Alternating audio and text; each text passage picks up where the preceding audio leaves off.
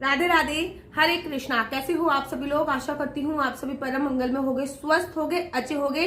आने वाले हैं माता के नवरात्रे और नवरात्रों की पूजा में अगर आप लोग भी ये गलती करते हो तो ये वीडियो आपके लिए बहुत ज्यादा जरूरी है। नवरात्रि की पूजा में भूल कर भी ना करें ये गलती, आपको पूजा का संपूर्ण फल नहीं मिलता है। कुछ ऐसी बातें जो आपको ध्यान रखनी बहुत ज्यादा आवश्यक है। तो चलिए ज्यादा विलंब ना करते हुए मैं जल्दी से आप लोगों को बता देती हूँ। नंबर एक और बहुत बहुत जरूरी बात जो कि पुरुष लोग बहुत ज्यादा करते हैं, कहीं कहीं पे स्त्री भी करती है, लेकिन पुरुष लोगों की ज्यादा होती है। बात क्या होती है कि नवरात्रि में आपने सुबह सुबह पूजा अर्चना वंदना करी, ऑफिस जाने के लिए तैयार हुए। अब 9 दिन की छुट्टी तो होती नहीं है, ऑफिस जाने के लिए तैयार हुए, चमड़े की बेल्ट लगा ली और पर्स भी पीछे चमड़े का रख लिया। आप में से कौन से लोग ऐसे हैं जो झंडे वाला माता के मंदिर गए हैं या फिर कालका जी के मंदिर गए हैं? आप लोगों ने देखा होगा कि माता रानी को चमड़ा बिल्कुल भी पसंद नहीं है और चमड़े की चीजें भी झंडे वाले मंदिर में बाहर निकाल के रख देते हैं। इनफैक्ट अगर आपके पास चमड़े का पर्स है तो वो भी आपको अंदर ले जाना अलाउड नहीं होता है मंदिर में।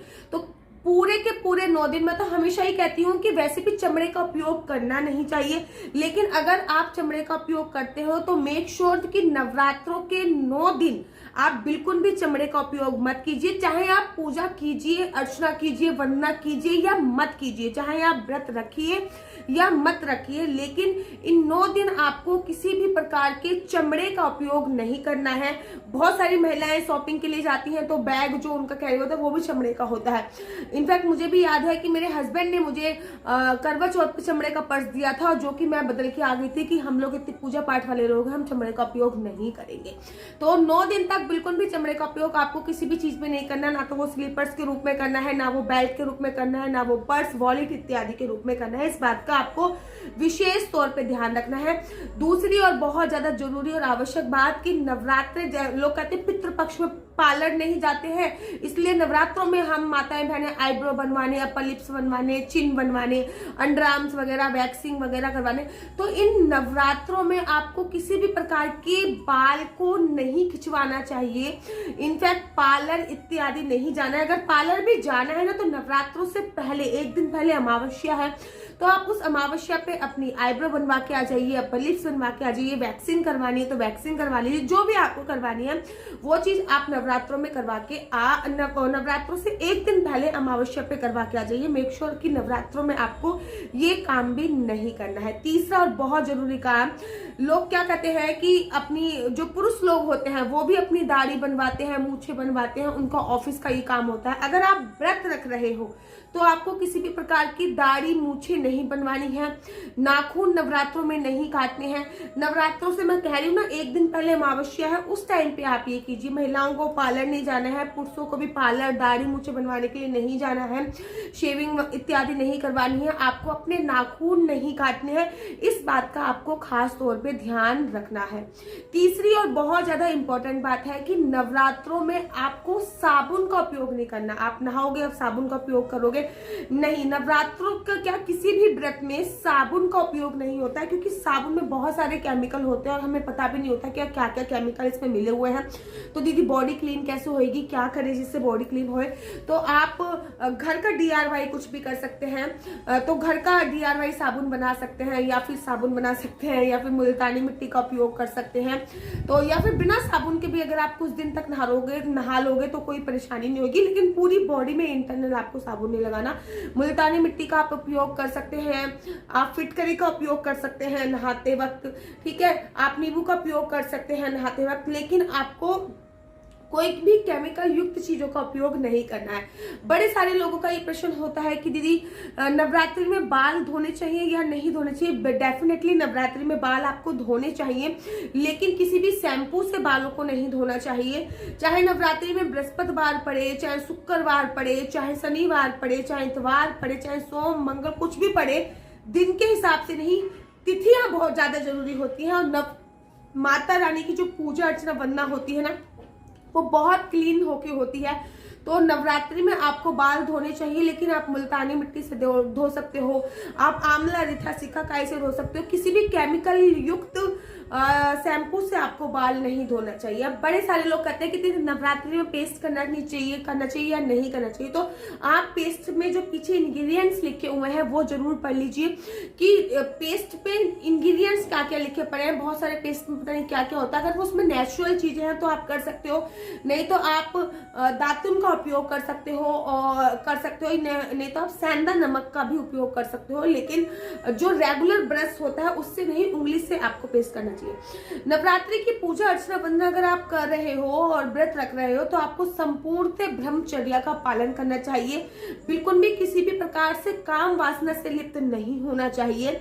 नेक्स्ट ये है कि नवरात्रि के व्रत में आपको पृथ्वी शयन बहुत ज्यादा आवश्यक होता है।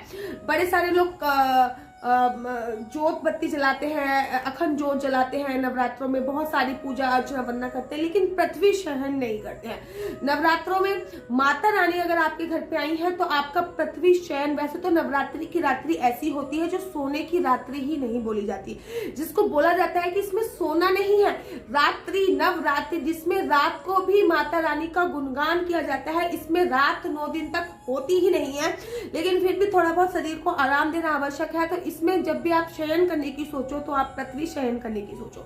नवरात्रियों में पूजा करते वक्त इस बात का ध्यान रखना, जैसे कि मैंने अभी इस टाइम पे बाल खोल रखे हैं, नवरात्रि में बाल खोलकर पूजा नहीं होती है। बेसिकली आप ऐसे करके क्लेचर लगा ले या फिर जूड़ा बना ले, कुछ भी कर ले, चोटी बना ले, लेकिन नवरात्रि की जो पूजा अर्चना वंदना होती है उसमें केश का खुला होना शुभ नहीं माना जाता।